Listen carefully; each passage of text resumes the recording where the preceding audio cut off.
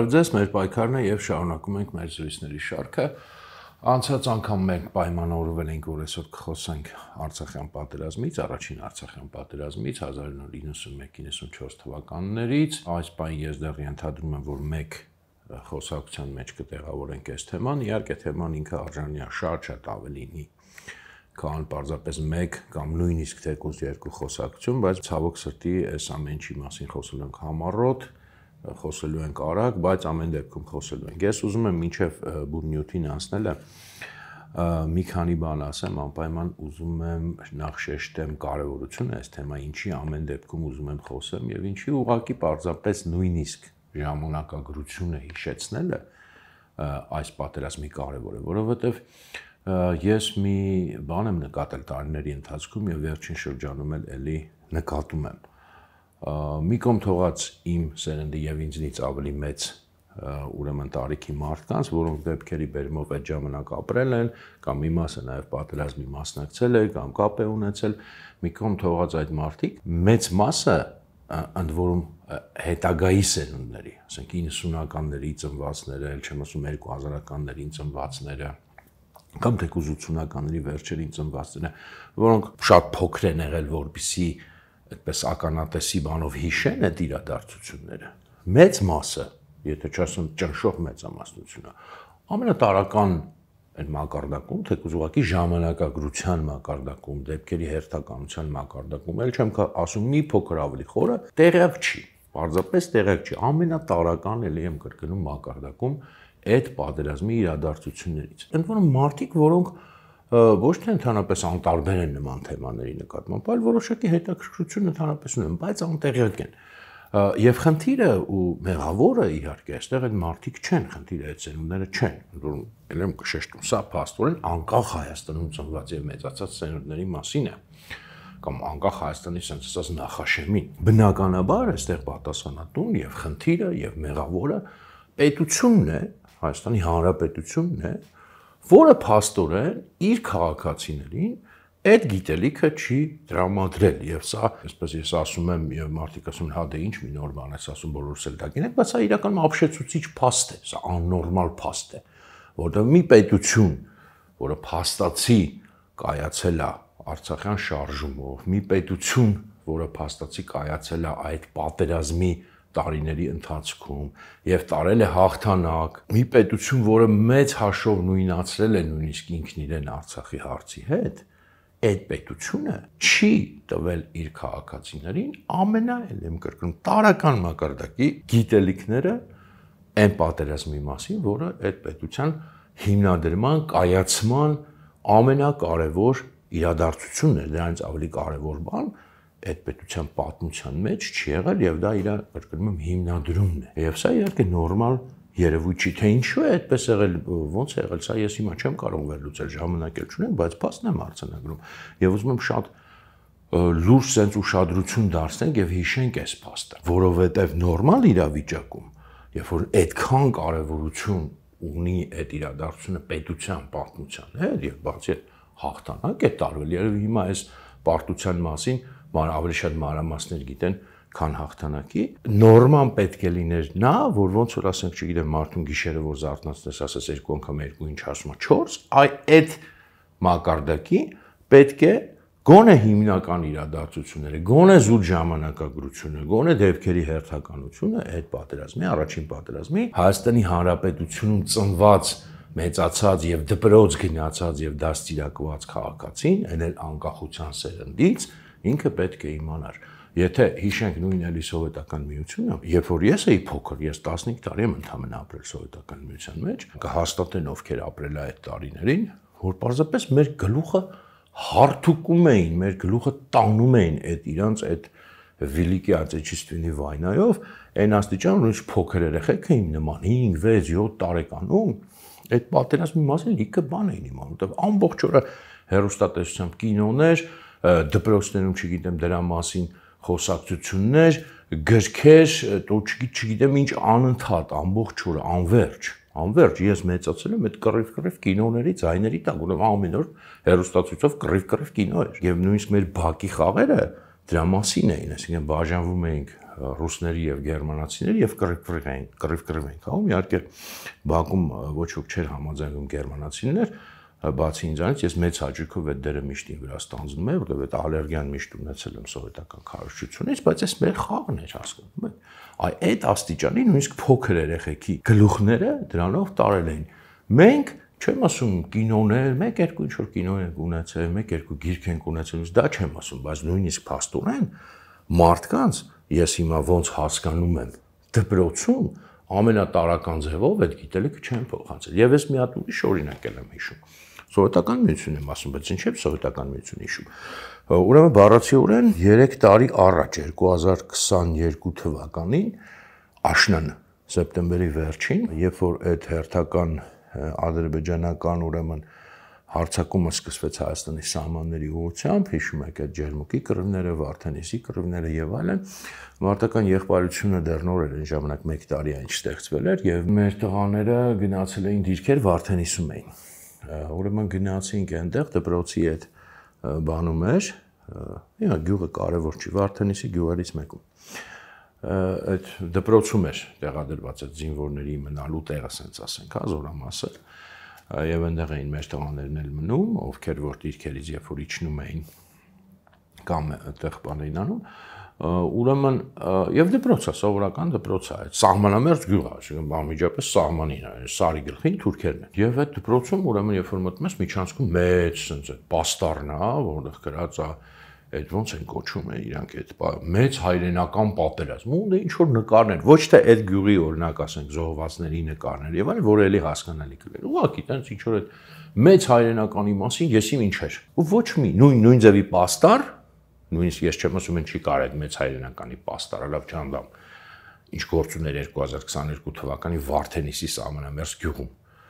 Նախկին վանեցիներով կարծեմ ծագումով վանեցիների կողմից բնակեցված։ Չկար Արցախյան պատերազմը, չկար այդ։ Չկար, իրոք չկար այդ պաստառը, չկար այդտեղ։ Կար ուրեմն 2022 թվականին Հայաստանի սահմանամերձ գյուղում, որ անմիջապես թշնամին թուրքը իր գլխի վերևն է, դպրոցում, որտեղ հայ երեխեքն են սովորում, իրենք չեն սովորում իրենց թշնամու մասին, իրենց պատերազմի մասին, իրենց կռվի մասին, մեծ հայրենական պատերազմ են սովորում։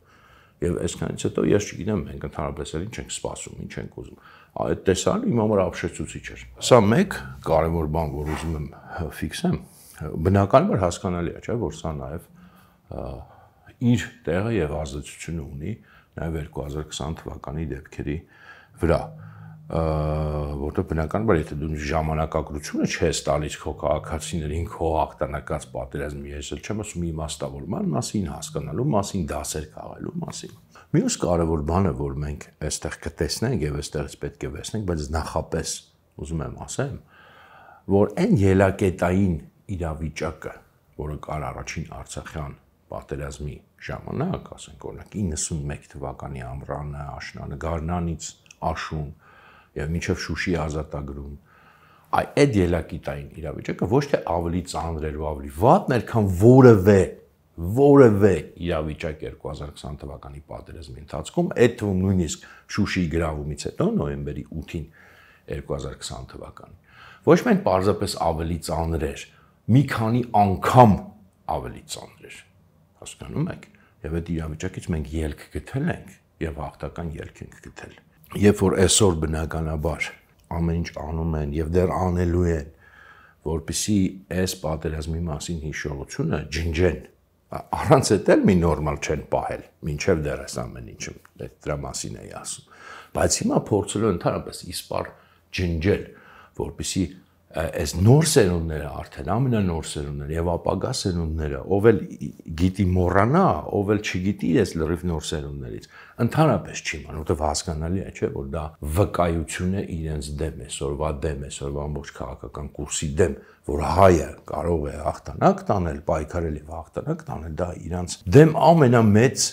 վկայությունն է, ամենամեծ փաստարկն է։ Եվ փորձելու են անպայման ջնջել հայի հիշողությունից, որպեսզի արդարացնեն, որ հայը միշտ խեղճ ու կրակ, ճնշված, հարմարվող յոլա տանող պետք է տան ժողովուրդ լինի, որովհետև հայ եթե իմանա, որ ինքը կարող է հաղթանակ տալ, դա վտանգավոր է իրենց համար ու իրենց տերերի համար։ Իրենք ստորագրել են այդ օգոստոսի 8-ին, որ չէ՞ ռևանշիզմը պետք է բացառվի, ռևանշիզմ ասելով իրանք բնական որ բառիզմի իմաստով ռևանշիզմ չեն հասկանում, այդ ցանկացած հայի ձգտում ուժեղանալու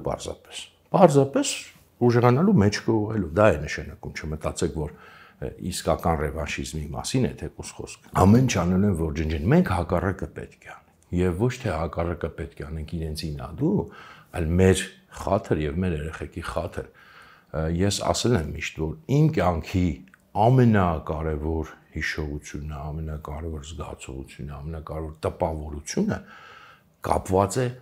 այդ հաղթանակների հետ, երբ որ ես դեռահաս տղա էի 14-15 տարեկան եւ այդ հաղթանակների շարքն էր տեղում շատ ծանր իրավիճակից հետո տեղի ունենում։ Դա ամենախորը տպավորությունն էր թողնում եւ դա իմ հոգեբանությունը եւ իմ նման շատերի, ես հիմա ցավոք սրտի մտածում եմ, որ ինձ թվում է շատ շատերի, բայց երևի ոչ շատերի, բայց իմ նմանների հոգեբանությունը շատ կարևոր կետում փոխել է։ Ես համարում եմ, որ ամեն գնով ոչ միայն մենք պետք է պահենք այդ հիշողությունը եւ չհրաժարվենք դրանից, այլև փոխանցենք մեր երեխաներին անպայման, որտեղ դա արմիակ այսպես առողջ հոգեբանություն ունենալու գրավականն է, որտեղ այն հասկանում եք, մենք տեսել ենք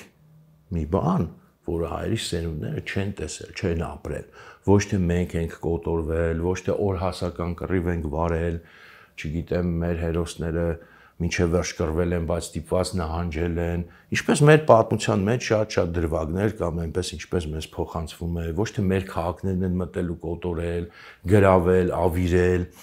ոչ թե անընդհատ նույնիսկ եթե հաղթանակներ, ապա պաշտպանական sense վերջին sense հույսի հաղթանակներ, այլ իսկական, այսինքն մենք ենք մտել իրենց քաղաքներ, հասկանում եք, մենք ենք մտել իրենց տարածքներ, մենք ենք հաղթել, մենք չենք եղել զոհի կարգավիճակում, իրենք են այդ զոհի հոգեբանության մեջ մտել, հասկանում եք, մենք սա տեսել ենք շատ վերջի, չգիտեմ, տասնամյակների, դարերի նույնիսկ ընթացքում հայերի շատ քիչ սերունդներ, եթե ընդհանրապես որևէ սերունդ կա, որ նման բան տեսել ու ապրել է, եւ մենք անպայման դա պետք է այդ փորձը, այդ տեսածը փոխանցենք մեր սերունդներին, որ դա հնարավոր է, որ սա եւ ոչ միայն հնարավոր, դա է նորմալը եւ ոչ թե այն ինչ որ իրենց էլի այսօր փորձելու են ներշնչել թուլությունը, խեղճությունը, այդ անընդհատ մեզ կոտորեցին, չգիտեմ ինչ արեցին, մեր քաղաքները գրավեցին, չէ, մենք էլ ենք դա արել, մենք էլ ենք կարողացել գրավել, մտնել իրենց քաղաքները, իհարկե պաշտպանվելով, դա ագրեսիա չի եղել, իրոք չի եղել, դա մեր պաշտպանության նվազագույնն է եղել, բայց մենք դա տեսել ենք, կարողացել ենք եւ դրանից ավելի լավ, բայց նաեւ դրանից ավելի առողջ զգացողություն եւ հիշողություն չի կարող լինել մարդու կյանքի մեջ, որտեւ պարտվածի թույլի խեղճի հոգեբանությունը առողջ չի կարող լինել ոչ անհատի համար, ոչ ազգի համար, զոհի հոգեբանությունը առողջ երբեք չի կարող լինել։ Առողջը հաջողության հասածի, հաղթանակացի հոգեբանությունը, ուժեղի հոգեբանությունն է, աշխարհը ճիշտ տեսնողի։ Եթե մենք մեր երեխաներին չկարողանանք դա փոխանցել, մենք չենք կարողանա իրական անկախ Հայաստան կառուցենք, որտեղ անհնար է այդ հոգեբանությամբ անկախ Հայաստան կառուցել։ Անկախ պետություն կառուցելու համար հաղթողի, ուժեղի հոգեբանությունն է պետք, զգացողությունն է պետք։ Եվ այս առումով շատ կարևոր է, որ մենք հիշենք, հիմա չգիտեմ ես ոնց որ երկարում արդեն այս խոսակցությունը, բայց միևնույն է պետք է ասեմ։ Մյուս կարևոր բանն էլ, որ ուզում եմ շեշտեմ, մինչև նույնիսկ էլի մենք կտեսնենք արդեն բուն նաև շարադրանքից, ժամանակագրությունից դեպքերի։ Բնականաբար այդ ամբողջ պատերազմի ընթացքում 91-ից 94 եւ սկզբում եւ մեջտեղում եւ վերջում եւ երբ որ պարտվում ենք եւ երբ որ հաղթում ենք երբ որ նահանջում ենք եւ երբ որ գրոհում ենք առավելությունը քանակական առավելության մասին է իհարկե խոսքը միշտ եղել է Ադրբեջանի կողմը ամեն պահ ամեն րոպե ամեն վայրկյան ոչ մի վայրկյան քանակական առավելություն հայերը չեն ունեցել եւ խոսքը ոչ թե սովորական քանակական առավելության մասին է խոսքը ոչ թե ասենք 2 անգամ առավելության մասին է խոսքը ընդհանուր մինչև 5, 6 եւ ավելին անգամ առավելությունների մասին է թվեր կան տարբեր հիմա ես չգիտեմ դրանցից որն առավել ստույգ որը ոչ տարբեր աղբյուրներն տարբեր թվեր կան խոսքը եւ տեխնիկայի մասին է ասենք չգիտեմ տանկերա հրետանիա զրահամեքենաներ են ել չեմ ասում օթուժում ընդհանրապես բացարձակ գերակայություններ իրենց մոտ։ Բայց նույնիսկ ասենք ցամաքային տեխնիկայով վերցնում ենք, ընդհանուր մինչև 5-6 անգամ առավելություն, լավ դեպքերում 3 անգամ։ Սա քանակական առավելության մասին եմ խոսում, ոչ մի վարքյան այլ կերպ չի եղել այդ պատերազմում, հասկանում եք, եւ երբ որ այսօր մարդիկ փորձում են պատերազմի երևույթը դրա արդյունքները բացատրել պարզ ինչ-որ թվաբանությամբ, քանակական առավելությամբ, դե կներեք, չի մտը մի կողմ թողած, որ դուք ընդհանրապես ոչ մի բանից տեղյակ չեք, այսինքն դուք պատմությունից համաշխարհային տեղյակ չեք, ռազմական գրականությունից տեղյակ չեք, որտեղ ոչ մի տեղ տենց բան չկա, որ քանակական առավելությունը վճռորոշ է։ Իհարկե ինքը իր դեր ունի, բայց ինքը միակ գործոնը չի պատերազմում, մեր փորձն է, մենք մեր աչքերով ենք դա տեսել, որ դա հնարավոր է հաղթահարել։ Տարբեր այլ գործոններով, որտեղ քանակականից բացի հոգեբանականը կա եւ ես կասեի ամենակարևորը կազմակերպվածությունը եւ քաղաքական ճիշտ առաջնորդումը պատերազմի, ռազմավարական ճիշտ առաջնորդումը, թեպետ առաջնորդումը պատերազմի sense եթե ամփոփենք։ Դա գերեւի թե ամենավճռականն է բոլոր տարբեր գործոններից։ Բացի քանակական առավելությունից, դե լավ, այդ մյուսը ասացի, որ նաեւ իրավիճակը ելակետային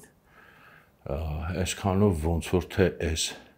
ներածական մասը վերջացնենք, դա բայց ներածական ասելով, սա ներածական չէ, սա թեմայի ամենակարևոր կարելի ասել ընդհանրացումներն են։ Հիմա ուզում եմ ասեմ բուն ժամանակագրությանը եւ հնդածս էլի այդ ժամանակագրությունը ներկայացնելուց հնդածս էլի մենք շատ կարճ ընդհանրացումներ, ամփոփումներ կանենք։ Ինչից որ պահից կարելի է համարել արդեն պատերազմը սկսած, հաճախ հենց 91 թվականից են հաշվում, չնայած իհարկե մինչև էդ էլ արդեն եւ բախումներ են եղել, այդ զինված բախումներ 90 թվականին ու Երասխավանի դեպքերը եւ այլն, բայց ես էլ կարծում եմ, որ 91 թվականի գարնանից սկսելը ճիշտ է եւ այստեղ շատ հետաքրքիր է, որ ինչից եւ ում է սկսվում պատերազմը։ Այդ պատերազմը սկսվում է մի կողմից հայ կամավորական ջոկատներն էին, այն ժամանակ դեռ բանակ չկար 91 թվականին կամավորական ջոկատներ կային Հայաստանում եւ Արցախում եւ նրանց դեմ սովետական բանակներ, այսինքն ավելի պարզ լեզվով ասած ռուսական զորքը եւ ռուսական զորքին ուղեկցում էր որպես այսպես ասած օժանդակ զորամիավորում արդեն այդ ժամանակ ասում էին օմոն ռուսերեն այդ ադրատ միլիցիա ասովոր назначение հայերեն չեմ հիշում ոնց էին դրան ասում կարճ ասած հատուկ ոստիկանական ուժեր ադրբեջանական բայց բուն կռիվը սկսվում է որպես հայերի եւ սովետական զորքի բախում հայտնի օղակ կամ գոլցո ռուսերեն օպերացիան է հեսա մի երկու բան դրա մասին կասեմ իհարկե բոլորդ լսել եք բայց այստեղ էլ բաներ կան որ մեծ հաշվով ասենք ոնց որ չհիշվեն հիմա խոսում եմ մենակ Գետաշեն Մարտունաշենի մասին բայց դա շատ ավելի լայն գործողություն էր մինչև այդ գործողության սկսելը իդեպ արդեն փագել էին նաև Հայաստանի եւ Արցախը կապող ճանապարհը Լաչինի ճանապարհը եւ փագել էին էլի Ղարաբաղի ռուսական կառավարիչ այնտեղ մենք չենք խոսել այս թեմայի մասին չենք ասել բայց Արցախում տարբեր կառավարման ուրեմն ֆորմաներ են եղել այդ թվականներին եւ դրանցից մեկը եւ վերջինը կարծեմ այսպես կոչված Պոլյանիչկոյի այդ ռեժիմն էր, այսինքն որը ռուս ուրեմն սովետական միության ներկայացուցիչներ, կենտրոնի ներկայացուցիչներ, փաստացի Արցախի ռազմական դիկտատորը հակահայկական քաղաքականությամբ եւ արդեն մինչեւ այդ ուրեմն 91 թվին այդ օղակ օպերացիա սկսել արդեն ճանապարհն էլ փակել էին, այսինքն Արցախի եւ Հայաստանի միջև կապը հենց այդ դիկտատուրայի հրամանով այսինքն այստեղ արդեն որոշակի անալոգիաներ կարող եք տեսնել մեր տեսած դեպքերի հետ եւ որն էր այդ օղակ օպերացիայի իմաստը, ինչի դա ընդհանրապես սկսվեց։ Նու քաղաքական կոնտեքստը նախ քանի որ Հայաստանը այդ ժամանակ արդեն գնում էր դեպի անկախություն, իսկ Ադրբեջանը ուրեմն փորձում էր խաղալ այդ ժամանակ sense լոյալ դիրքերում, որ իրենք սովետական այդ միությանը լոյալ էին, սա նաև որոշակի պատիժ էր հայերի նկատմամբ սովետական միության կողմից եւ իմաստը օպերացիա ըստ էության Արցախի եւ շրջակա տարածքների հայերով բնակեցված շրջակա տարածքների Շահումյանի շրջանը, այդ Գետաշեն Մարտունաշենը դա Խանլարի շրջանն էին մտնում, բայց Շահումյանի շրջանին անմիջապես սահմանակից են հայաթափումներ ըստ էության բառացի բաց կերպով Հայաթափումներ։ Դա իհարկե այլ անուն ուներ, այդպես չէին ասում մենք եկել ենք հայերին այստեղից հանենք, բայց փաստացի դա էր տեղի ունենում։ Պաշտոնապես դա անձնագրային ռեժիմի ստուգումներ, այսինքն ստուգում էին, որ այդ գյուղերում ուրեմն չլինեն Հայաստանից եկածներ, այսպես այն ժամանակ ասում էին գրոհայիններ, բայվիկի արմյանսկի ռուսները ասում էին, որն էր դրա հիմնական բանը, այսպես ասած մոդելը։ Գալիս էր սկզբում սովետական զորքը, շրջապատում էր տվյալ հայկական գյուղը, սկսում էին ուրեմն այդ անձնագրային ստուգումներ անվան տակ բնակչության նկատմամբ բռնություններ, սպանություններ, չգիտեմ, կտանքներ եւ այլն, հետո մտնում էր դրանից հետո ադրբեջանական այդ օմոն կոչվածը եւ շարունակում էին այդ նույն ոճով եւ հետո բնակիչներին մեծ հաշվով պահանջեր ներկայացում, որ այսին ժամանակվա ընթացքում պետք է լքեք այս գյուղը, պարզապես պետք կապ չունի Հայաստանից եք, որտեղից եք տեղացի եք, ստորագրում եք, գյուղը լքում եք։ Եվ այդպես ուրեմն այդ ընթացքում դա մոտավորապես 91 թվականի ապրիլ, մայիս եւ հետո էլի շարունակվում է այդ ընթացքում միայն ապրիլ-մայիսի ընթացքում կարծեմ մինչեւ 18-19 հայկական գյուղ Արցախում եւ շրջակա տարածքներում հայաթափվեց, դրանցից երկուսը Գետաշենը եւ Մարտունաշենը, որոնք Լեռնային Ղարաբաղի մաս չէին, ինքնավարության մաս չէին, Խանլարի շրջանում էին, բայց բացի այդ հենց բուն Լեռնային Ղարաբաղի այդ ինքնավար մարզի այդ ժամանակվա տարածքում կամ նախկին ինքնավար մարզի տարածքում 13 գյուղ Հադրութի շրջանում, 3 գյուղ կարծեմ Շուշիի շրջանում, այս ամբողջը մենակ այդ 2 ամսվա ընթացքում, այսինքն դա Արցախի հայաթափումն էր եւ հետո շարունակվում է արդեն ամռան ընթացքում 91 թվականի նույն ձևով հայաթափվում է նաեւ Շահումյանի շրջանի, դա էլի լղիմ տարածք չէր, Մարտակերտի շրջանին անմիջապես սահմանակից հյուսիսից, երևի գիտեք, նաեւ այդ շրջանի ոչ բոլոր գյուղերն են հասցրել, բայց մի քանի գյուղ նույն այդ ուրեմն ոճով էլի հայաթափել են, այսինքն սա արդեն 20-ից անցնում է թիվը։ Եվ այդ ժամանակ եղան ներխուժումներ, նաև դա էլ 91 թվականի գարունն է, նաև Հայաստանի բուն տարածք ոսկեպարում եղան նույն սցենարով դեպքեր, եւ էլի տեսնում եք, որ ծանոթ իրավիճակներ, ծանոթ ուրեմն գործելավոճ, ծանոթ մոդելներ, եւ այնտեղ են մեծ զոհեր եղան, այդ թվում հայ ոստիկաններ մահացան, շատ իմաստներով մեր տեսած դեպքերը հիշացնող, ուրեմն ճանապարհը փակում են, Արցախը եւ Հայաստանը կապը ռուսական զորքն է մի կողմից, ճիշտ է, այստեղ ռուսական զորքը ավելի ակտիվ դերում է, ինքն է հենց այդ ռուսական զորքն է հայաթափում Արցախը եւ մյուս կողմից ուրեմն զինված ադրբեջանցիները այդ բանի հատուկ ջոկատայինների անվան տակ եւ Արցախի հայաթափում եւ այս process-ը ինչքան կշարունակվեր հայտնի չի, եթե չլինեին սովետական միության մեջ հայտնի դեպքերը, երբ որ օգոստոսի 91 թվականի հեղաշրջման փորձ եղավ սովետական միության մեջ, դա ճնշվեց եւ դրանից հետո ըստ էության սովետական միությունը սկսեց գահավիժել։ Կենտրոնական իշխանությունը սկսեց թուլանալ շատ արագ կերպով եւ փլուզվել եւ մինչեւ դեկտեմբեր, մինչեւ տարվա վերջ, օգոստոսից մինչեւ տարվա վերջ սովետական միությունը վերացավ եւ այդ վերացում եւ այդ կոնտեքստում էր, որ արդեն այս գործողությունները, այսինքն Արցախի սկսված հայաթափումը, որը պետք է ենթադրել, որ պլանավորված էր ավարտել հենց ամբողջական հայաթափմամբ, իհարկե ես չեմ կարող սա հիմա միանշանակ պնդել, բայց նման ուրեմն վարկած կա եւ տրամաբանական է թվում նաեւ։ Դա կանխվեց, որովհետեւ սովետական միությունը պարզապես փլուզվեց եւ սա այն առաջին ամենածանր երևի ճգնաժամային իրավիճակներից էր, որ մենք պատերազմում ապրել ենք եւ մեծ հաշվով ձախողման պարտության եզրին ենք առաջի անգամ հայտնվել, բայց այստեղ հանգամանքները ավելի շատ, այս դեպքում հանգամանքները մեզ օգնեցին, իհարկե ասեմ, որոշ այդ գյուղերում, որոշ դեպքերում եղել են եւ դիմադրության փորձեր եւ Շահումյանի շրջանում նաեւ որոշ գյուղերում դրանք հաջողությամբ են ավարտվել, բայց հիմնականում իհարկե ուժերը շատ անհավասար էին, որովհետև չկար ոչ մի կազմավորված հայկական բանակ, դիմացը սովետական բանակն էր եւ դրան գումարած ուրեմն թուրքերը, եւ սա պատերազմի սկիզբն է։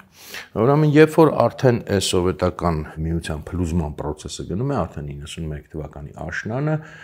եւ աստիճանաբար նաեւ 91-ից մինչեւ 92 թվականի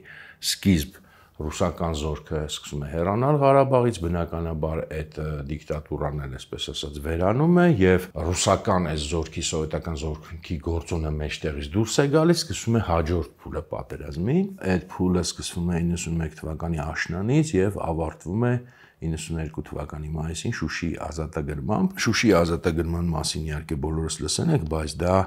այսպես ասած ավարտն ու գագաթնակետն էր մի մեծ փուլի, մի մեծ շրջանի, որովհետև մենք պետք է պատկերացնենք, երբ որ ասում էի ելակետային դիրքերի մասին, այստեղ հատկապես պետք է պատկերացնենք, որ այդ շրջանում 91 թվականի աշնան դրությամբ, երբ որ սկսում է այս նոր փուլը պատերազմի եւ կտեսնենք, որ դրա իմաստը էր, որ հայկական ուժերը աստիճանաբար բնակավայր առ բնակավայր, հենակետ առ հենակետ Արցախը սկսում են մաքրել ուրեմն ադրբեջանական այդ կենտրոններից, ֆորպոստներից, իսկ դրանք շատ էին, այսինքն մենք պետք է պատկերացնենք, որ այդ ժամանակ Արցախում կային բավականին շատ թվով, այսպես ասենք, բնակավայրեր ադրբեջանցիներով, թուրքերով բնակեցված եւ դրանք բոլորը վերածված էին ռազմական հենակետերի բնականաբար եւ բացի այդ կային այդ 18 հայաթափված գյուղերը, որոնք նույնպես վերածում էին թշնամու հենակետերի եւ առաջնային խնդիրը սրանց աստիճանաբար ազատագրումն էր եւ Շուշին դրանցից ամենախոշորն ու ամենամեծն էր, բայց մինչեւ Շուշի հասնելը կային այդ բազմաթիվ տարբեր Արցախի տարբեր ընդ հատվածներով սփռված ռազմական կետեր եւ միաժամանակ բնակավայրեր եւ պետք է հիշենք, որ Հայաստանի հետ ուրեմն կապ գոյություն չուներ, կար միայն օդային կապ ուղղաթիռներով, որը ինքնին շատ վտանգված էր բնականաբար, ցամաքային կապ չկար, Լեռնային Ղարաբաղի ուրեմն գյուղերի մի մասը, ինչպես տեսնում ենք, հայաթափված էր, ընդ որում էլի տեսեք տարածքային առումով որ վերցնենք, նորից Հադրութի շրջանը առաջնային սկսել են հայաթափել, Շուշիի շրջանը առաջնային սկսել են հայաթափել, այսինքն էլի նույն մեծ ծանոթ տրամաբանությամբ առաջի փուլով, այդ տեղից են հարվածները սկսել եւ բազմաթիվ ռազմական հենակետեր ադրբեջանցիների ուրեմն այդ տարածքում եւ Լեռնային Ղարաբաղի ռազմական եւ ռազմավարական կենտրոնը, գերիշխող կենտրոնը Շուշին նույնպես թուրքերի ձեռքն էր եւ ինչքան ավելի սա ծանր եւ անելանելի 4 կողմից շրջապատված եւ այդ նույնիսկ քո տարածքի մեջ թշնամու բազմաթիվ հենակետերով ինչքան ավելի ծանր ելակետային պայման է սա, քան որևէ պահ այս մեր տեսած պատերազմում եւ բանակ չկա։ Ճիշտ է, իրենք էլ դեռ կազմավորված բանակ չունեն, դա էլ պետք է ասենք, բայց ամբողջ քանակական առավելությունը ամեն ինչը իրենց կողմն է։ Այսա մի պահ պատկերացրեք եւ հասկացեք մենք ինչից ենք սկսել եւ ինչին ենք հասել եւ ինչից ենք բողոքում եւ համարում անլուծելի եւ անելանելի։ Բայց այս իրոք անելանելի վիճակից մարդիկ կարողացել են շնորհիվ իրենց կազմակերպվածության, կամքի եւ ուղեղի ելք գտնել։ Եվ սկսվում է ուրեմն այս փուլը, ես հիմա բարձր չեմ մանրամասնի, որպեսզի կարողանանք անցնել առաջ, արդեն եւ սեպտեմբերին Շահումյանի շրջանի գյուղերն են ազատագրվում, հոկտեմբերին ամենահայտնի օպերացիաներից Հադրութի շրջանի Տող գյուղի ազատագրումն էր, սա առաջին խոշոր մեծ անունանաց հաղթանակներից էր հայկական այդ պատերազմում, երևի թե հիմա մոռացված, նոյեմբերին էլի Հադրութի եւ Մարտունի շրջանում են ուրեմն թշնամանական հենակետեր ոչնչացվում եւ ազատագրվում տարածքներ, դեկտեմբերին արդեն գալիս են Ստեփանակերտի մատույցներում են տեղել կային թուրքական գյուղեր, որոնք հենակետերի են վերածված, Մարտակերտի շրջանում են սկսվում գործողություններ, 92 հունվարին, 92 թվականի հունվարին արդեն շատ կարեւոր ուրեմն կետեր այդ կրկժան կոչված բնակավայրը են Ստեփանակերտի մեջ կամ Ստեփանակերտին կպված, դա էլ թուրքական բնակավայր էր եւ թուրքական հենակետ էր։ Դա այն ուրեմն մերոն կարողանում ճնշել, հետո արդեն նորից ուրեմն փետրվարին արդեն էլի բացի տարբեր կետերից ամենակարևորներից մեկը լսել եք արդեն Խոջալուն, որը կրկժանը եւ Խոջալուն Շուշիից բացի այդ վերջին ամենախոշոր արդեն կետերն, այսինքն սկսում են համեմատաբար ավելի տենց հեռավոր ծայրամասային կետերից, հետո գալիս են ավելի կենտրոնական եւ արդեն խոշոր հենակետերը կրկժանը, Խոջալուն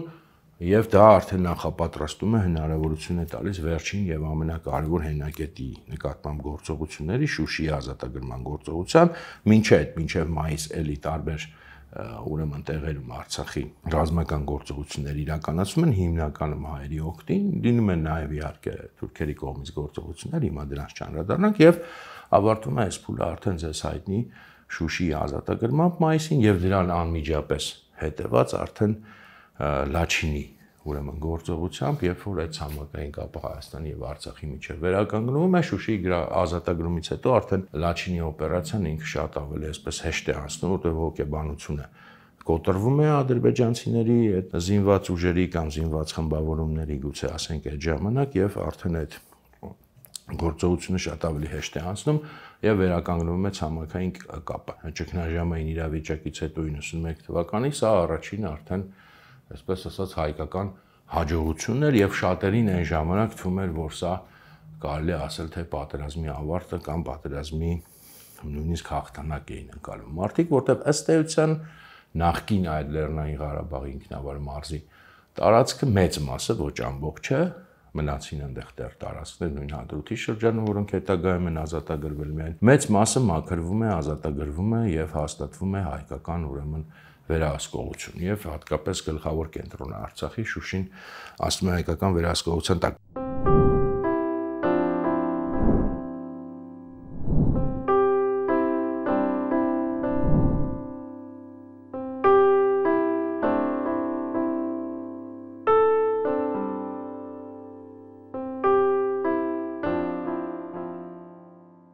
Սա դեռ իրականում պատերազմի սկիզբն է, դրա համար երբ որ մեր մոտ նաև տարիներ շարունակ Շուշիի ազատագրումն են միշտ նշելու շեշտել որպես այդտենց հաղթանակի խորհրդանիշ, բայց դա սկիզբն էր ընդհանրապես պատերազմի եւ Շուշիով պատերազմը ոչ չի ավարտվել, ոչ էլ նույնիսկ հաղթվել է, որտեղ բառացիորեն դրանից 1 ամիս անց հունիսին սկսվում է ադրբեջանական մեծ հարձակումը։ Եվ դա սկսվում է նրանից հետո, երբ որ Ադրբեջանը մեծ քանակով զենք է ստանում արդեն նորակազմ Ռուսաստանից, դե այնտեղ ֆորմալ իմաստով այդպես էր, որ նախկին ուրեմն Ադրբեջանում եւ Հայաստանում էլ տեղակայված էին սովետական այդ զինուժի տարբեր բանակներ, 4-րդ բանակներ կարծեմ Ադրբեջանում, Հայաստանում արդեն որ անկեղծ ասեմ չեմ հիշում, որ որիորդ բանակներ։ Մի խոսքով դրանք ի սկզբանե օբյեկտիվորեն Ադրբեջանում տեղակայված բանակ ավելի շատ զենք ուներ, հիմա այդտեղ օբյեկտիվն են եւ ստանում են իրենք ուրեմն այդ զենքը եւ ստանում են մեծ քանակի զենք, շատ ավելի մեծ, էլի թվերով որ նայում ենք, այն ինչ որ նույն ժամանակ Հայաստանը ստացավ, դա էլի մի 3-4, մինչև 5 անգամ ավելի քիչ էր, քան ինչ որ Ադրբեջանը ստացավ։ Ադրբեջանի այդ ժամանակվա նախկին պաշտպանության նախարար, հիմա ցավոք սրտի ազգանունը չեմ հիշի, Ռզաև կարծեմ, ինքը ուղիղ նաև վկայում է, որ դե մեր մոտ սիրում են ասել Վազգեն Սարգսյանը Գրաչովի հետ լավ էր, Գրաչովը մեզ զենք էր տալիս, նույն իրենք են պատմում։ Եվ այդ Ռզաևը, եթե չեմ սխալվում, Ռզաև, ինքն էլ է վկայում, ասում է, քանի որ ես Գրաչովի հետ շատ լավ հարաբերությունների մեջ եմ, ես իրանից կարողացա շատ ավելի մեծ քանակի զենք ստանալ, քան նույնիսկ որ ուրեմն Ադրբեջանին հասնում էր, ինքն է դրա մասին պատմում։ Բացի զենքից, սա այն ժամանակ հայտնի փաստ էր եւ նրանք ովքեր այդ ժամանակ մասնակցել են պատերազմին կամ հիշում են, կարծում եմ կհաստատեն, որ ոչ միայն զենքը, այլև հենց առաջի գործողություններին եւ առաջի հարվածը Շահումյանի շրջանի ուղղությամբ էր եւ շատ արագ կարողացան Շահումյանը գրավել 3 օրում թուրքերը Շահումյանի շրջանը եւ այդտեղ մարտերին սա բան չի, ինչ որ միֆական բան չի, անմիջապես մասնակցում էին ռուս տանկիստներ եւ ռուս զինվորականները, որովհետեւ հավանաբար նաեւ այդ թուրքերը տանկ քշել չէին կարողանում կամ չգիտեմ ինչի, համենայն դեպս Շահումյանի օկուպացիային ռուսները մասնակցել են, սրա մասին բազմաթիվ վկայություններ կան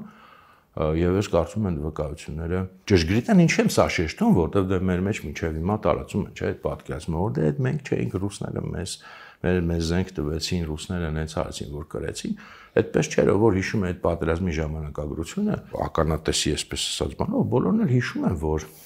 այդ չի եղել, որ միանշանակ ռուսները հայերի կողմից են եղել կամ Ադրբեջանի կողմից են եղել։ Ռուսները այդ կռվին միջամտել են տարբեր փուլերում,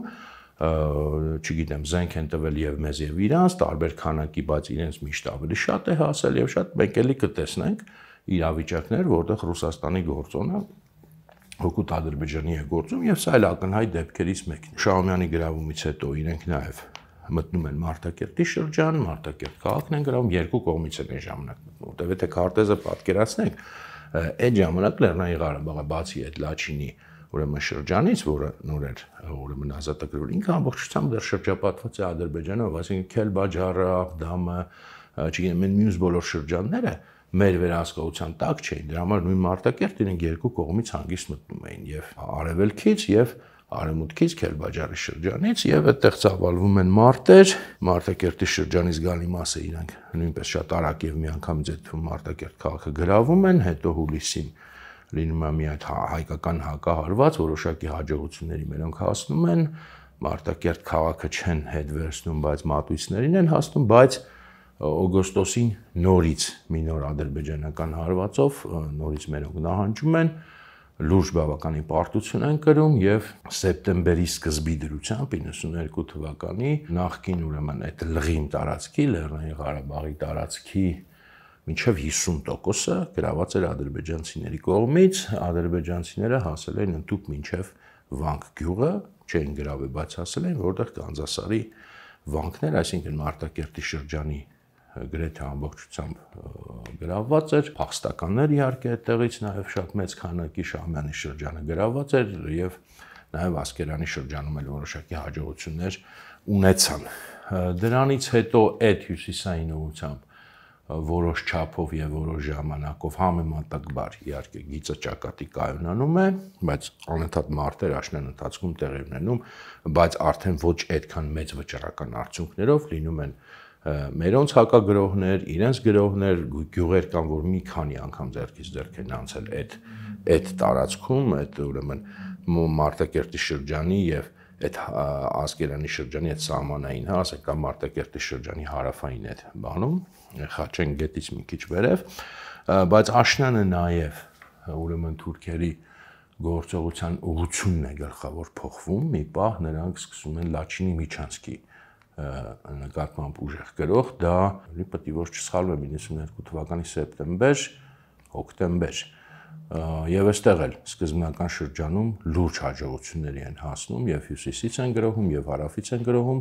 սեղմում են ըստ էության մի պահ Լաչինի Միչանսկը ուղղակի մազի վրա է կախված լինում, գրեթե գրավում են իրենք, բայց կարողանում են այդուհանդերձ մերոնք ուժերը վերադասավորել, հակագրոհել եւ այդ վտանգը չեզոքացնել, բայց այդ ընթացքում վտանգը իրոք շատ լուրջ էր եւ շատ ճգնաժամային իրավիճակ էր։ Շատ ակտիվ արդեն գործողությունները հետագայում շարունակվում են մինչև 93, ոչ թե շատ ակտիվ են շարունակվում, այլ գործողությունները շարունակում են ռազմական մինչև 92-ի վերջ, բայց արդեն այդպիսի խոշոր հաջողությունների փուլը ադրբեջանցիների անցնում է, մերոնք էլ շատ խոշոր առաջխաղացումներ չեն ունենում, ավելի sense տեղական բնույթի մարտեր են կամ ինչպես ասում են դիրքային պատերազմ ավելի շատ, հա, պոզիցիոն, այսինքն քիչ թե շատ կայունանում է, համեմատաբար կայունանում է ռազմաճակատը։ Հիմա այս շրջանը երկրորդ շատ ծանր եւ ճգնաժամային շրջանն էր այդ պատերազմում, որի մասին էլի շատերը մոռանում են։ Նորից եմ ասում, Լեռնային Ղարաբաղի 50%-ը գրավված էր, 4 կողմից գրեթե բացի Լաչինի Միչանսկից շրջապատված էր Ադրբեջանով։ Ու ուժերի անհամասարության մասին նույնիսկ ավելորդ եմ համարում հիշատակել, այդքան դա ակնհայտ է։ Մի հատ այդ նեղ Լաչինի Միչանսկ էնել վտանգի տակ։ Եվ սա տևում է ամիսներ։ Սա մի օր չի տևում, երկու օր չի տևում, նահանջներ, պարտություններ, ուրեմն շատ ծանր իրավիճակ մարտեր, տարածքային կորուստներ, փախստականներ եւ բնականաբար իդեպ այդ ամեն ինչի ֆոնին այնպես չէր որ Հայաստանում բոլորը sense մի հոգու նման կանգնած ասում են այո մեկ է մենք պետք է դիմանանք հաղթենք ոչ բնականաբար այդ ֆոնին նաեւ ընդդիմության հանրահավաքներ են լինում, խոճապ է նաեւ լինում, պարտվողական տրամադրություններ են լինում եւ հասարակության մեջ եւ զինվորականության մեջ, հասկանում եք, այդ ամեն ինչը լինում է, բայց այդ ամեն ինչին մարդիկ կարողացել են դիմանալ ամիսներ, չեն ասել դե վերջ էլ շանս չկա, եկեք հանձնվենք գոնե մի փոքր հատվածը փրկենք, չէ, այդ տրամաբանության չեն գնացել, որով մենք գնացել ենք 2020 թվականի նոյեմբերի 9-ին, գնացել են այլ տրամաբանության։ Իհարկե, եթե այսօրվա հայոց իմաստունները ներկա լինեին այդ իրավիճակում, իրենք դատապարտելու են այդ մարդկանց, որոնք այդ իրավիճակում փորձել են շարունակել դիմադրությունը եւ համարում են, որ դա բացարձակ, այսպես ասած, խելագարություն է եւ այլն, ոչ, հենց դա միակ ռացիոնալ ելքն էր եւ փորձը ցույց տվեց, որ դա ռացիոնալ ելքն էր, որտեւ դիմադրությամբ, կամքով, կազմակերպվածությամբ հնարավոր եղավ այդ ճգնաժամից դուրս գալ։ Եվ դա տևեց ամիսներ, բայց դրանից հետո այդ դիմադրությունը, այդ կամքը տվեց իր արդյունքները արդեն 93 թվականին, ինչի եմ հիշատակում, որտեղ հեսա մենք 93 թվականին, երբ որ անցնենք խոսելու ենք հաղթանակների մասին, եւ մարդիկ դա են հիշել, եւ նույնիսկ այսօր օրինակ ասեն կան մարդիկ, որ նոր սերունդից էլ մեծ խոսում են, հա դա այդ ժամանակվա կռիվը ինչ էր, այնա պատում էր եսի ինչ Օհան պապին միած sense կամազով մտնում էինք Թուրքի գյուղ, թուրքերը sense բանալներով փախնում էին։ Այո, մի պահ արդեն հասել էինք նաև դրան, որ կարող է էշով մտնել գյուղ, պատկերավոր եմ ասում, թուրքերը փախնեին, բայց դրան հասել ենք ինչու եւ ինչով, որտեղ եղել է դիմադրություն, հետո եղել են ծանր մարտեր, հետո եղել են էլի գործողություններ եւ մենք կարողացել ենք հասնել նրան, որ հոգեբանությունը եւ կազմակերպվածությունը թշնամու զինված ուժերի ինքը եւ նաեւ քաղաքական իրակայունությունը կարողացել ենք խախտել, դա հենց այնպես չի լինում, դա գին է ունենում։ Երբ որ դու կամ քեզ ցուցաբերում, դիմադրում ես, այո, դիմացինի համակարգերը սկսում են փլուզվել եւ զինված ուժերը եւ քաղաքական համակարգերը այդպես է լինում։ Բայց դա չի եղել, դա թուրքը ուղղակի փախնում էր, դա հեքիաթ է, հեքիաթ, հիմար հեքիաթ, որը մարդիկ իրենք պատմում են, իրենք էլ հավատում են։ Ուրեմն գանք 93 թվականին, 93-ի սկզբից արդեն փետրվարին առնվազն եւ հունվարի վերջից էլ կարծեմ սկսում են արդեն մի փոքր ավելի խոշոր հակահարձակողական արդեն գործողությունները մերոնց կողմից, առաջինը հենց Մարտակերտի շրջանում փետրվարին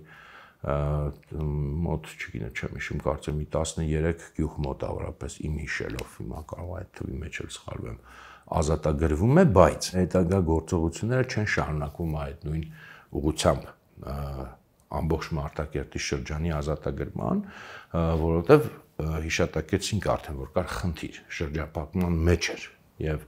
կարելի էր նույն միգուցե ջանքերը տապել նույն Մարտակերտի շրջանը միանգամից ամբողջապես ազատագրել, բայց ինքը միևնույն է մնում էր վտանգի մեջ։ Եվ այստեղ արդեն գալիս է հաջորդ խնդիրը,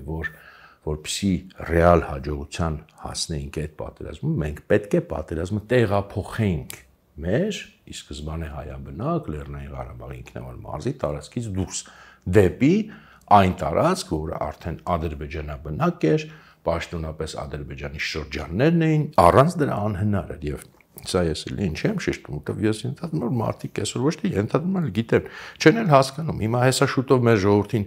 ներշնչելու են, որ ինքը օկուպանտ է, ուրիշի տարածքներ մտել գրավել եւ սկսելու են մարդիկ դրան էլ հավատալ։ Չզարմանաք, որովհետեւ ասենք թե իսկ ինչի չհավատան, եթե քարոզչությունը իրենց դա է ներշնչելու։ Եվ հետո պահանջելու են փոխհատուցումներ, բայց դուք իմացեք, որ դա ոչ թե ուղղակի քմահաճույք էր, ոչ թե ագրեսիա էր, խնդիրը այն էր, որ առանց դրա այդ պատերազմը հաղթել հնարավոր չէ։ Նույնիսկ եթե դու ամենախելացի, ամենակազմակերպված, ամենահերոսաբար ձևով անընդհատ պաշտպանեիր այդ տարածքը Լեռնային Ղարաբաղի այդ նախկին ինքնավար մարզի 2 տարի, 3 տարի, 4 տարի անհնար էր զուտ պաշտպանությամբ, անհնար էր այդտեղ հաջողության հասնել։ Մի օր դու միևնույն է պարտվելու էր, եթե դու չտեղափոխեիր կռիվը իր տարածք, չվերցնեիր այդ շրջանները, որոնք քեզ թիկունք կդառնային եւ կապավեին ավելի լայն կապ Հայաստանի հետ եւ քո ճակատի գիծը կկրճատեին։ Սա միակ տարբերակն էր հաղթելու եւ սկսվում է արդեն այս օպերացիաների շարքը, երբ որ պատերազմը մերոնք դուրս են անում Լեռնային Ղարաբաղի տարածքից դեպի Ադրբեջանի անմիջական վերահսկողության տակ գտնող վարչական տարածքներ եւ առաջինը Քելբաջարի կամ Քարվաճարի շրջանն է, որը իհարկե ամեն ինչով ինքը հայկական պատմական հող է իր այդտեղ մինչև 10 Շահաբասի ժամանակաշրջան հայաբնակ է ինքը ամբողջությամբ եղել եւ ամեն ինչն էլ այդտեղ պահպանվել է, բայց հետագան քրդերով է բնակեցված եղել, այդ քրդերն է թրքացել են եւ դարել է այդպես ադրբեջանաբնակ։ Այս օպերացիան ուրեմն Քելբաջարի ինքը առաջինն էր այդ հաղթական շարքից, փայլուն հաղթական շարքից, այդ հպարտություններ շնչող շարքից, ինքը փայլուն էր նաեւ նրանով, որ այդ ամբողջ շրջանը, այդ լեռնային բարդ ռելիեֆով շրջանը ինքը մի քանի օրվա մեջ մաքրվեց, ազատագրվեց։ Մարտի վերջին օրերին սկսվեց, ապրիլի ամենասկզբի օրերին արդեն Քելբաջարը կամ Քարվաճարը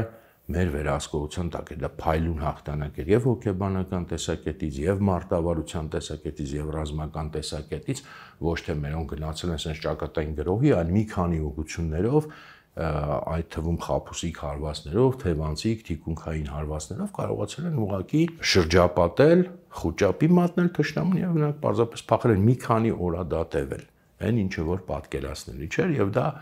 առաջին այդ քայլն էր։ Դրանից հետո իհարկե մի որոշ ժամանակով ակտիվ գործողություններ ռազմաճակատում դադարում են, Ադրբեջանում այդ ընթացքում հասցնում են հեղաշրջում անել, Էլչիբեին հանում են, այո, եւ արդեն այդ Իլհամ Ալիևի ասում եմ, Հեյդար Ալիևի իշխանության գալն է սկսվում։ Այնտեղ process էր, դա միանգամից տենց չդարավ, բայց սկսվում է։ Այդ ընթացքում ռազմական գործողությունները դադարում են, դե ենթադրում եմ նաեւ իհարկե այստեղ համաձայնություն կար, բայց հիմա դրա մեջ չեմ ուզում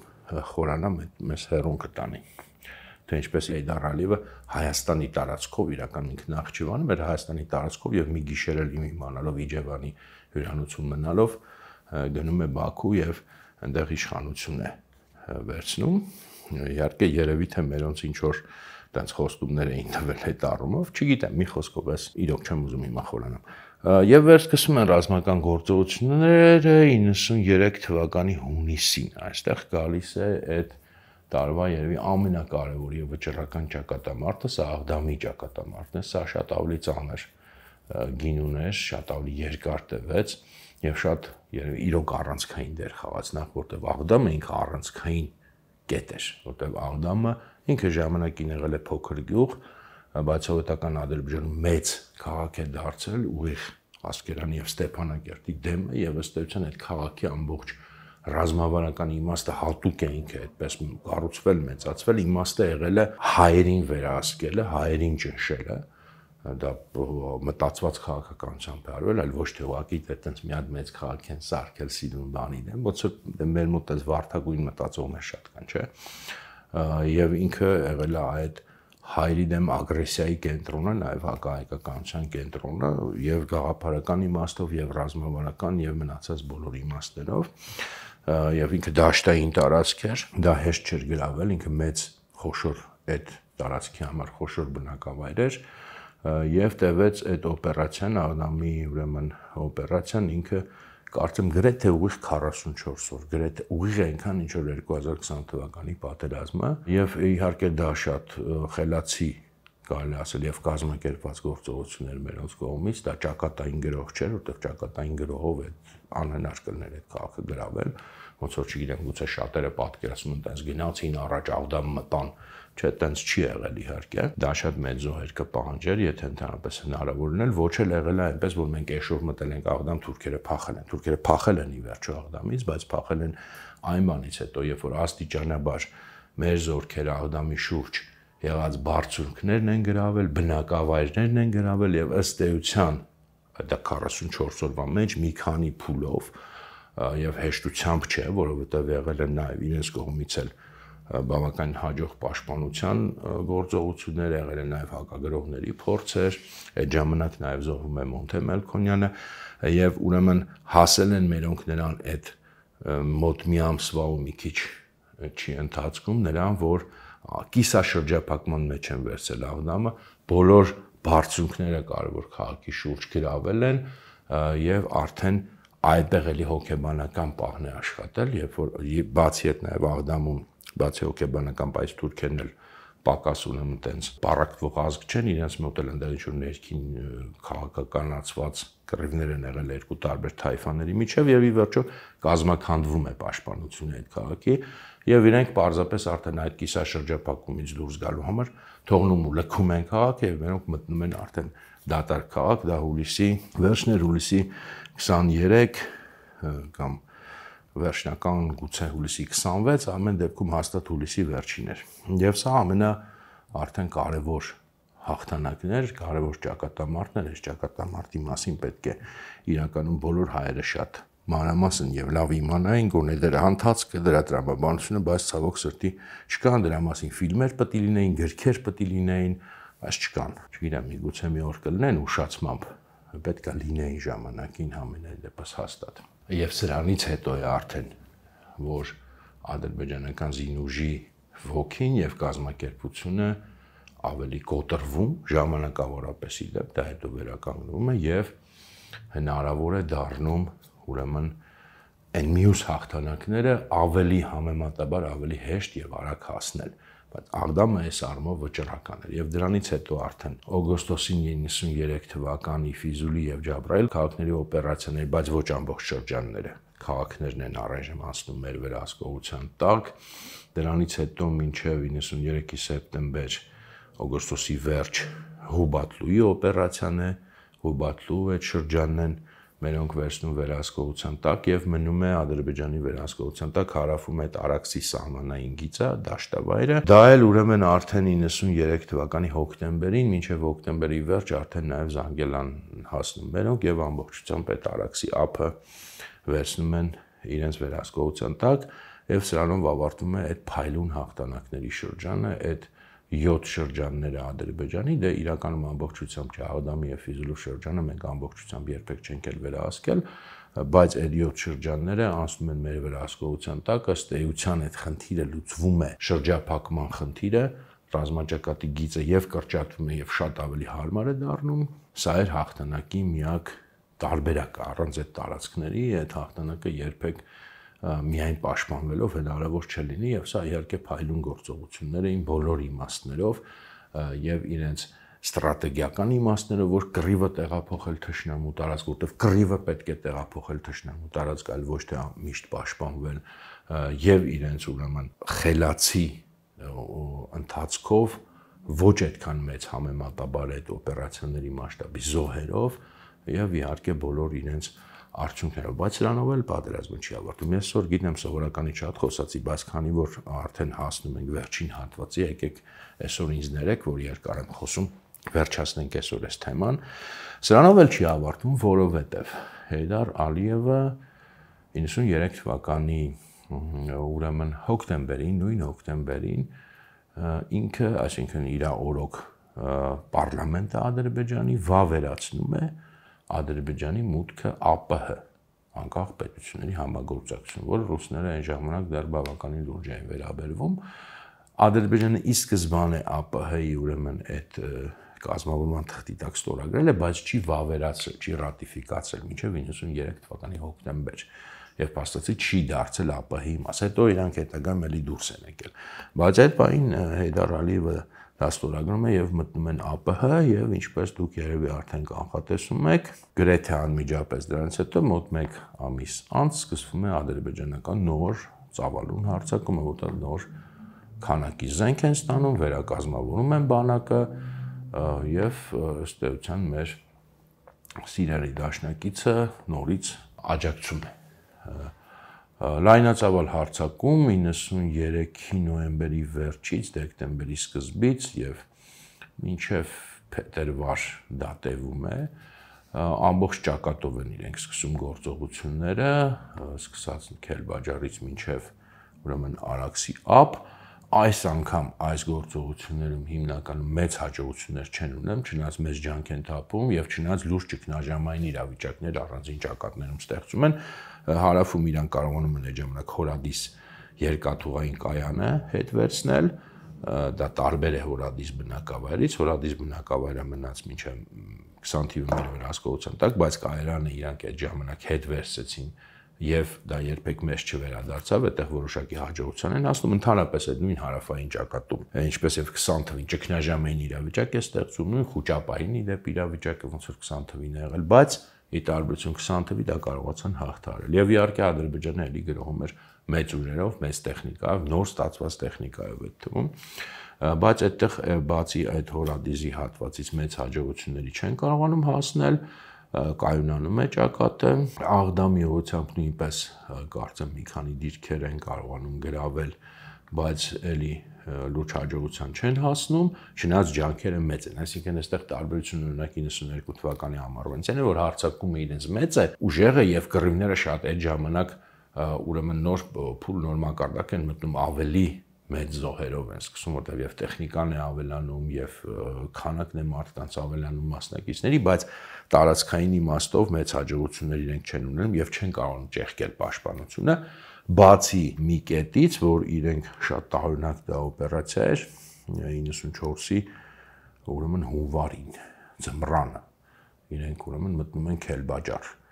հյուսիսից մռավի այդ լեռնանցքը անցնելով, դա շատ դաժան պայմաններում եղանակային, այդտեղ կարծում եմ, որքան ես հասկացնում եմ խնդիրը նա էր, որ իրենք պլանավորում էին միաժամանակ երկու կողմից, այսինքն մի կողմից Մարտակերտ մտնել բանով արևմուտքից, մյուս կողմից Քելբաջար, բայց Մարտակերտի ուղղությամբ չստացվեց, իսկ Քելբաջարի ուղղությամբ ստացեց, որտեղ այդ օպերացիան, այդ գործողությունը բավականին տարօրինակ էր, քանի որ իրենք այդ ձմռան պայմաններում մտան մեծաշով այդ պարկի մեջ, որտեղ մտան Քելբաջար, բայց փաստացի երեք կողմից հայերով շրջապատված վիճակում են հայտնվում եւ հյուսիսից էլ ուրեմն մռավի լեռնանցքը ձմռան պայմաններում այն ժամանակ էլ դեռ ձմեռները էին, հիմիկվապես չի որ նոյեմբերին դեռ կանաչ տերևներ կան, այն ժամանակ հիշում եք լուրջ էր ձմեռ երևույթը, նո այն էլ սարերում։ Բայց կարողանում են ամեն դեպքում ճեղքել եւ մտնել Քելբաջարի տարածք, Քելբաջարի շրջանի տարածք, մինչեւ որ մերոնք հակագրոհ են կազմակերպում, արդեն փետրվարին նոր վերջնական մաքրում են այդտեղ, նորից այդ են շպրտում, շատ մեծ կորուստներ այդտեղ ունենում նաև Ադրբեջանի բանակը, մեծ մասը զգալի մասը, ես նաև հուշեր եմ կարդացել հենց իրենց կողմից, շատ ծանր հուշեր են, որ այդ արդեն նահանջի փախուստի ճանապարհին այդ ձներով 3000 մետր բարձրության մեջ ուղղակի կոտորվել են, սառել են ուղղակի։ Այդ կորուստների մեծ մասը սառածներն են եւ սարերում սառել են մինչեւ 2-3000 կարծեմ, եթե չեմ սխալվում։ Եվ նույնիսկ այնտեղ ասում են դեպքեր էին, ու մարդիկ ուղղակի խելագարվում էին այդ ցրտից, այդ հոգնածությունից, այդ ճանապարհներից եւ ասում է սկսում էին միրաժներ տեսնել, պատրանքներ տեսնել, իրենց թվում էր որ տաք ջրով աղբյուրներ են եւ գցվում էին դրանց մեջ, իսկ իրական ուղղակի գցվում էին ձորը եւ մեռնում էին կամ եթե մեկը չէր կարողանում էլ քայլեր, նստում էր այդ ձների մեջ, ինքը ուղղակի տենց քնում էր հավերժ։ Մի խոսքով դա էլ ուրեմն այդպես ավարտվեց վերջին հարձակումը, վերջին մեծ հարձակումը այդ պատերազմի ադրբեջանական եւ 94 թվականի գարնանը արդեն նորից սկսվում են հայկական ակտիվ գործողությունները, մանրամասն դրանց վրա կանգ չեմ առնի, մինչեւ հատկապես ապրիլին եւ մինչեւ մայիսի սկիզբ որոշակի այդտեղ էլի տարածքներ են ազատագրվում, հատկապես հյուսային հատվածում Մարտակերտի ուղղությամբ, այդ ժամանակ է որ մերոնք հասնում են մինչև Մադաղից, մինչև Թալիշ, բայց միևնույն է Մարտակերտի շրջանի մի մասը այդպես էլ մնում է Ադրբեջանի վերահսկողության տակ եւ դրանով պատերազմը ավարտվում է, գիտեք 94 թվականի մայիսին մեր սիրելի մեծ եղբայրի մեջնորդությամբ եւ բոլորի շատ լավ ընկեր Գրաչովի նաև մասնակցությամբ մեր պաշտպանության նախարարի, իրենց պաշտպանության նախարարի բոլորի ընտիր աղբեր ընկեր զենք տվող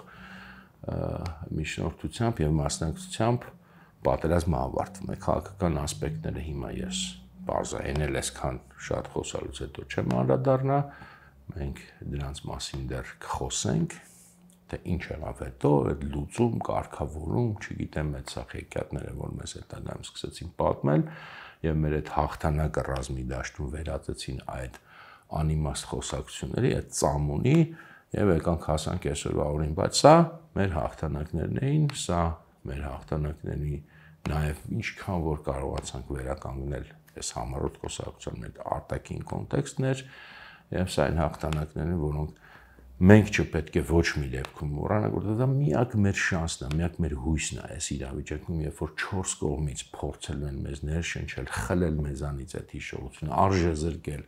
ամեն գնով, միակ մեր շանսը ապագան վերածնվելու, առողջ հոգեբանություն ունենալու, ոտքի կանգնելու, ելքի կանգնելու,